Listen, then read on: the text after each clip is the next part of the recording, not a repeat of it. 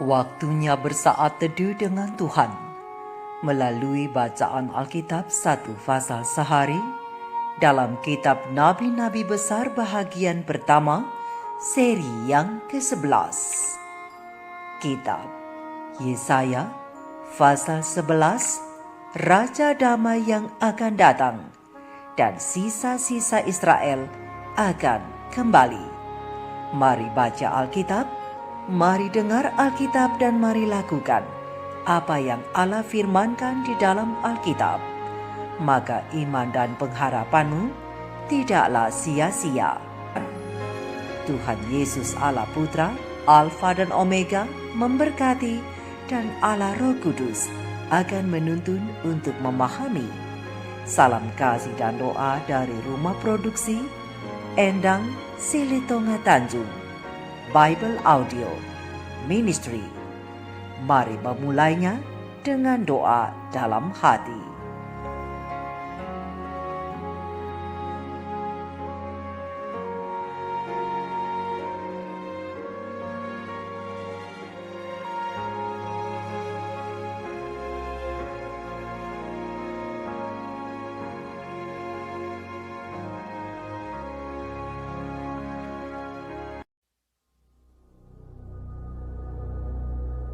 Suatu tunas akan keluar dari tunggul Isai, dan taruk yang akan tumbuh dari pangkalnya akan berbuah.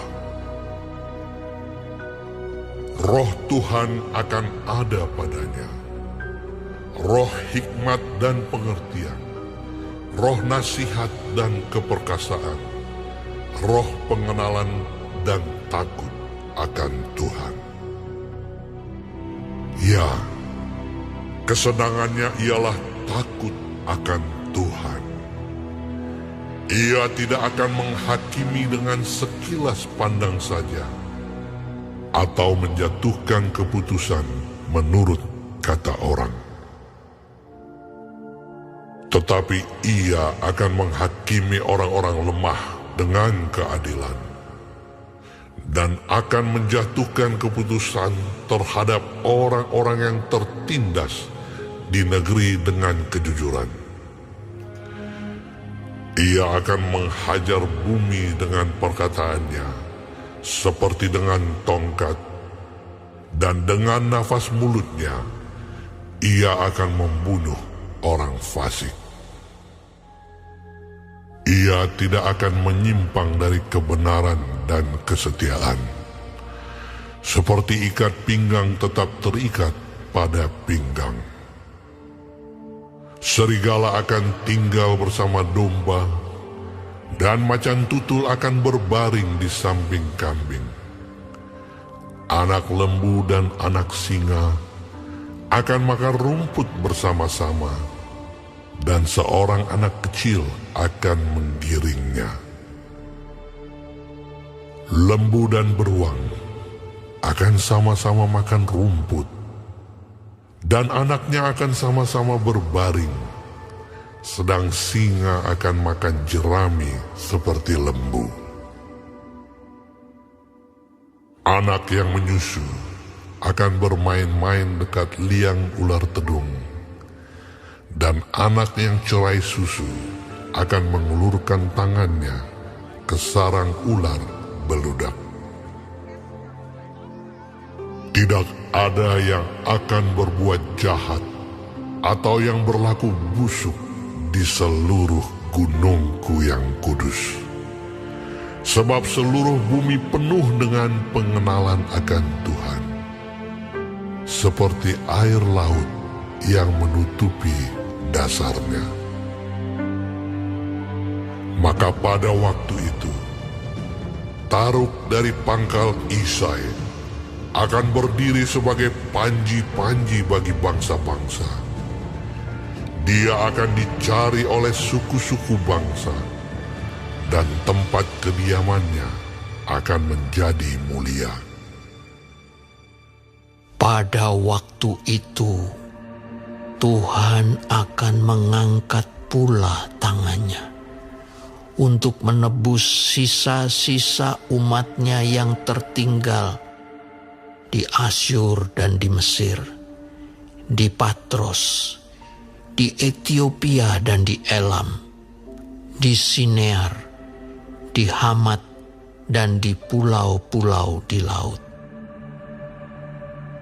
Ia akan menaikkan suatu panji-panji bagi bangsa-bangsa, akan mengumpulkan orang-orang Israel yang terbuang, dan akan menghimpunkan orang-orang Yehuda yang terserak dari keempat penjuru bumi. Kecemburuan Efraim akan berlalu, dan yang menyesakkan Yehuda akan lenyap. Efraim tidak akan cemburu lagi kepada Yehuda, dan Yehuda tidak akan menyesakkan Efraim lagi. Tetapi mereka akan terbang ke barat, ke atas lereng gunung Filistin. Bersama-sama mereka akan menjarah Bani Timur. Mereka akan merampas Edom dan Moab, dan orang Amon akan patuh kepada mereka. Tuhan akan mengeringkan Teluk Mesir dengan nafasnya yang menghanguskan, serta mengacungkan tangannya terhadap sungai Efrat dan memukulnya pecah menjadi 7 batang air, sehingga orang dapat melaluinya dengan berkasut. Maka akan ada jalan raya bagi sisa-sisa umatnya yang tertinggal di Asyur, seperti yang telah ada untuk Israel dahulu pada waktu mereka keluar dari tanah Mesir.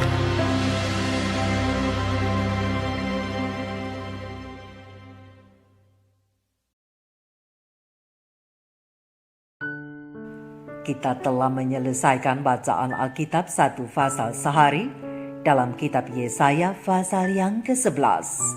Sedikit perenungan melalui pasal ini tentang damai dan keadilan Raja Damai dengan ayat panduan perenungan terang besar Alkitab Yesaya 11 ayat 1-5 dengan bunyi nas.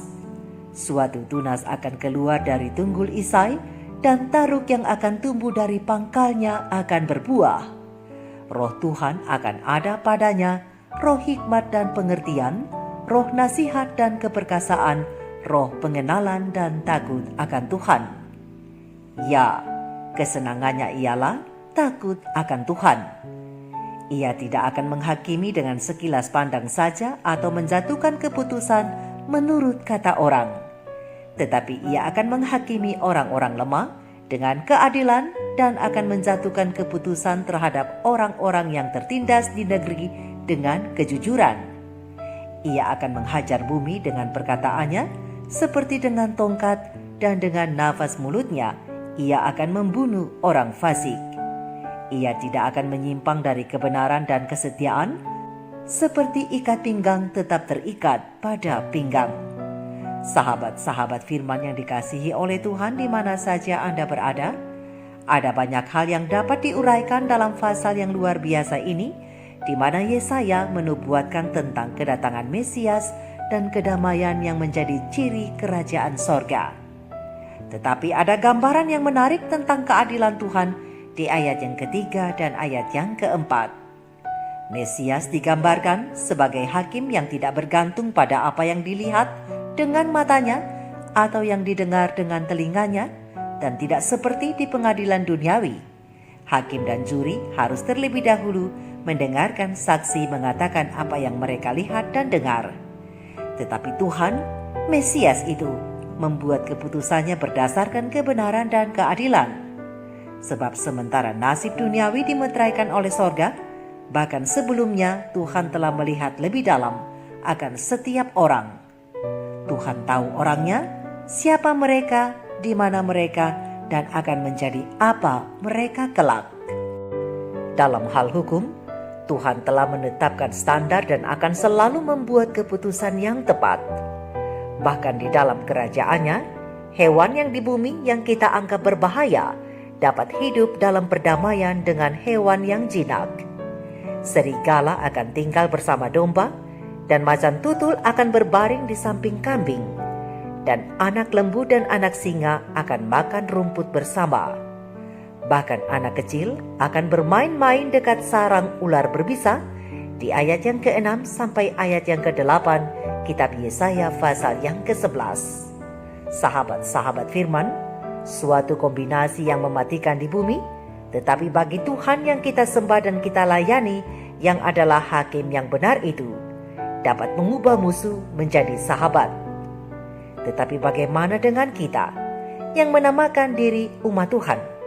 Sudahkah kita mau berdamai dan berusaha hidup damai dengan musuh kita, dengan orang-orang yang membenci kita? Pena Ilham Ilahi Roh Nubuat Peristiwa-peristiwa Akhir Zaman, halaman 148 alinea keempat, 149 alinea kedua dan ketiga, 148 alinea kedua dan ketiga, dan Kemenangan Akhir, Pena Ilham Ilahi Roh Nubuat, halaman 713 alinea pertama, mengatakan bahwa sebagai orang Kristen kita harus menyatakan perasaan kasih sayang yang paling halus terhadap satu sama lain. Kristus harus menerima kasih tertinggi dari makhluk-makhluk yang telah Ia ciptakan. Di samping itu, Ia pun menuntut agar manusia menyukai suatu penghargaan yang suci terhadap sesamanya. Setiap jiwa yang selamat akan diselamatkan melalui kasih yang dimulai dari Allah. Pertobatan sejati adalah suatu perubahan dari sifat mementingkan diri kepada perasaan kasih sayang yang disucikan terhadap Allah dan sesamanya. Karena alasan paling kuat yang selaras dengan Injil adalah orang Kristen yang mengasihi dan dikasihi.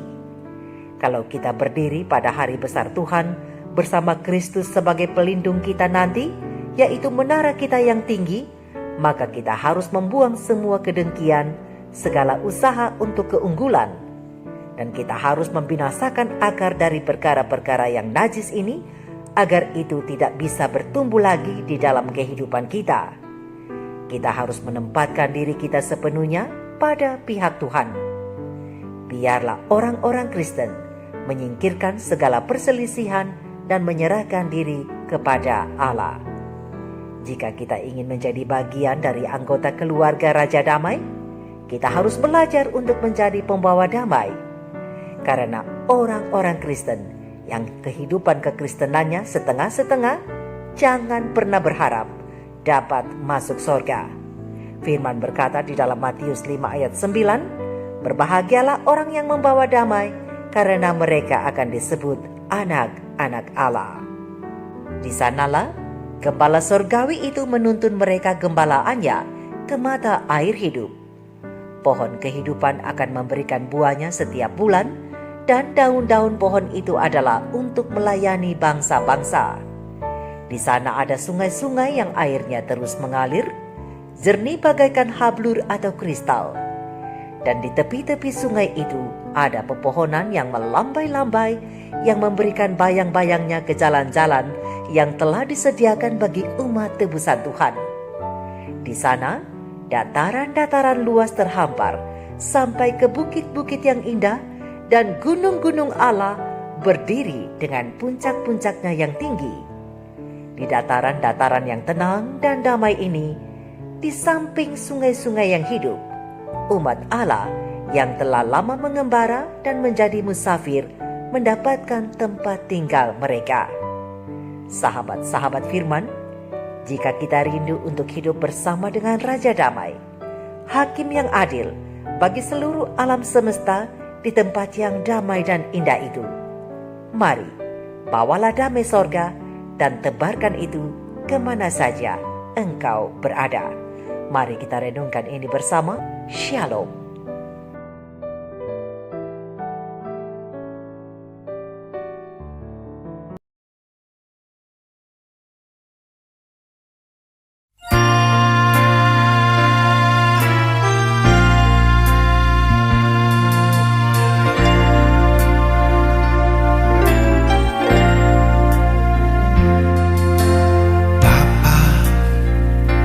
Lembutkanlah hatiku untuk dapat lebih mengasihimu.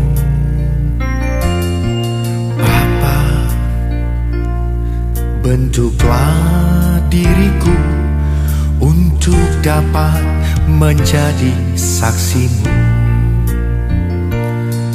dan mengerti rencanamu di dalam hidupku. Jadikan aku semakin indah di hadapanmu. Terima kasih Yesusku, terima kasih Yesusku. Puji syukur hanya bagi Tuhanku. Terima kasih Yesusku, terima kasih Yesusku. Puji syukur hanya bagi Tuhanku.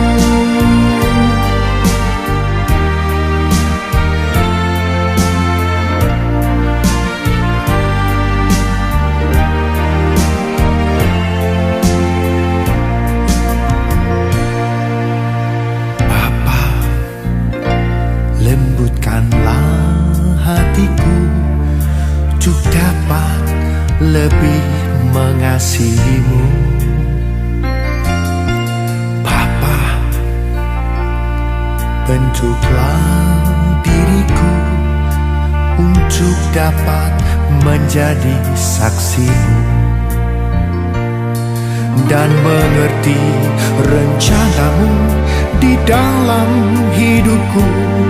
Jadikan aku semakin indah di hadapanmu. Terima kasih Yesusku, terima kasih Yesusku. Puji syukur hanya bagi Tuhanku. Terima kasih Yesusku, terima kasih Yesusku. Puji syukur hanya bagi Tuhanku. Terima kasih Yesusku, terima kasih Yesusku. Puji syukur hanya bagi Tuhanku. Terima kasih Yesusku, terima kasih Yesusku. Puji syukur hanya bagi Tuhanku. Puji syukur hanya bagi Tuhanku.